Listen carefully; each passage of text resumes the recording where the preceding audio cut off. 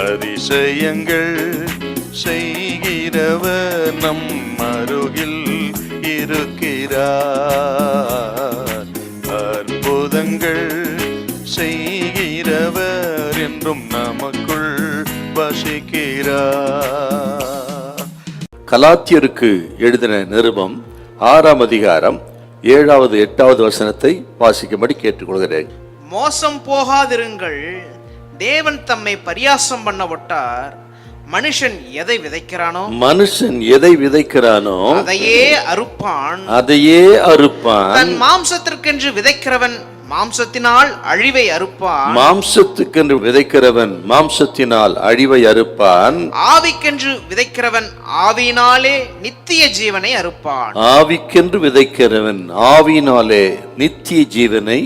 அறுப்பான்.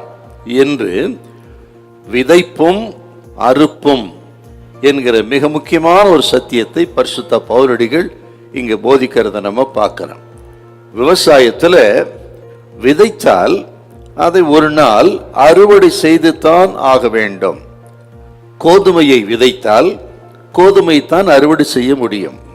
நெல்லை விதைத்தால் நெல்லை, கேழ்வரகை விதைத்தால் கேழ்வரகு, இப்படி எந்த தானியத்தை விதைத்தாலும் எதை விதைக்கிறோமோ அதற்குரிய பலனைத்தான் அறுப்போம் என்பது தான் இந்த வார்த்தையின் மிக முக்கியமான சத்தியமா இருக்கிறது. நமது வாழ்க்கையில அப்படித்தான். ஆக ரட்சிக்கப்பட்டவன் ரட்சிக்கப்படாதவன், புத்திசாலி புத்தி இல்லாத யாரா இருக்கட்டுங்க, யாரா இருந்தாலும் நாம் எதை விதைக்கிறோம் என்பது முக்கியம். அறுவடை செய்ய போகிறோம் என்பதை மறக்காமல் நாம் விதைக்கும் போது சரியா விதைக்கணும். இன்னும் நான் இது கேட்கிற வாலிபர்களுக்கு நான் சொல்லுகிறேன், வாலிபத்தில் எதை நீங்கள் விதைக்கிறீர்களோ அதுதான் பின் நாட்களில் விளைந்து உங்களுக்கு பலனா வரும். ஆகவே வாலிப நாட்களில கவனமா இருக்கணும். நீங்க ஏதோ செஞ்சோம் போனோம் வந்தாதான் யாருக்கு தெரிய போகுது என்று தப்பா நினைக்காதீங்க. யாரு பார்க்கலாம், கர்த்தர் பார்த்து கொண்டிருக்கிறார் உங்களை. ஆகவே விதைத்தால் அறுத்துத்தான் ஆகணும், மாற்றவே முடியாதுங்க.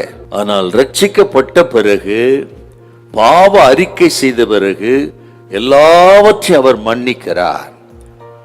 நமது பாவம், அக்கிரமம், அநியாயம், வாலிபத்தின் துரோகங்கள் எல்லாவற்றை விதைத்தோமே அதற்குரிய பலனை இயேசு சிலுவையிலே அறுவடை செய்து விட்டார். சிலுவையிலே அறையப்பட்டு மரித்து அடக்கம் பண்ணப்பட்டு உயிரோடு எழுந்து ஆண்டவர் இயேசு நம் பாவங்கள் எல்லாவற்றையும் முதுகுக்கு பின்னாக போட்டாரா. இனி நான் நினையாமலும் இருப்பேன். ரட்சிக்கப்படாத வரையிலும் தொடரும். ரட்சிக்கப்பட்ட பிறகு எல்லாவற்றையும் மன்னிக்கிறார். அதன் பிறகு கவனமா இருக்கணும்.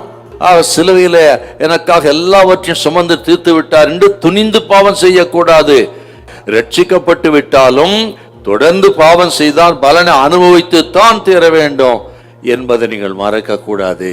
ஆகவே எவ்வளவு ஆழமான எச்சரிப்பின் வார்த்தைகளை உணர்ந்து உங்களை பரிசுத்தப்படுத்திக் கொள்ளுங்க, கவனமா நடந்து கொள்ளுங்கள். உங்கள் எதிர்காலம் ஆசீர்வதிக்கப்படும். கர்த்தர் உங்களை ஆசீர்வதிப்பார். அல்லேலூயா, அல்லேலூயா.